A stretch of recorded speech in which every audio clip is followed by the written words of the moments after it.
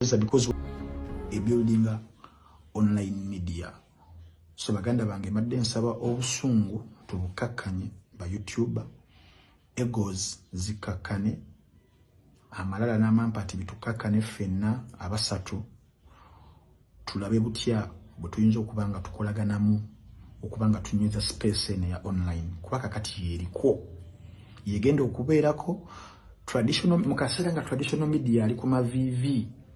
Professor Joel Wisabi yakola research the other time twafuna mu talk naye ngazokola talk and talk show netunyumya natubuulira buli kimu nzo mukubali wakanya and research ine twayogera one on one nambulya the methodology and each and everything byakozesa newe yali itwaye tumalirize embozi yagamba ntambi twali badde chuli sawa zino singa online media maybe wali ruddewo ngoli mu traditional media atenga kitufu sazo mu traditional media abantu abaliyo ku TV ku radio jibali naye mumanyi bameka.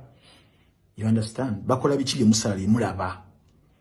Mulaba TV ebera kunenga tewali wadika clip kavudde ntibane gundi yayogedde bwati ne bwati ku TV. One of the reasons why kyakola ku TV zone nakona ngane nkola ku TV nga bampise nengo genda okuvayo bati wali wakawo wasalidwa omuleseyo obongo boyogedde na bicho bileseyo ku TV. Nengamba sola genda ku TV nga teina online streams ezo.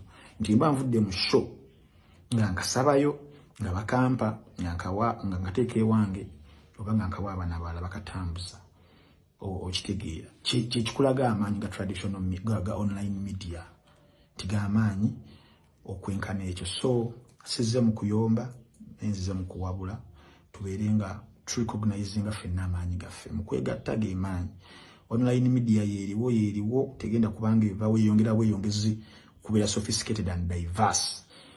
Tunataka okweba ne sawa zino dhani okwegatta abajja okwegatta bajja kwegatta era bajja kutugaggawalako nga tuli mufutwa mufubitizi mu kwekuba amaji tebigenda tuyamba.